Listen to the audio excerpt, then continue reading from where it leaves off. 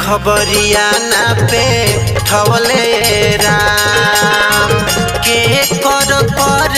लेनो करिया अभिले खबरिया ना पे ठवले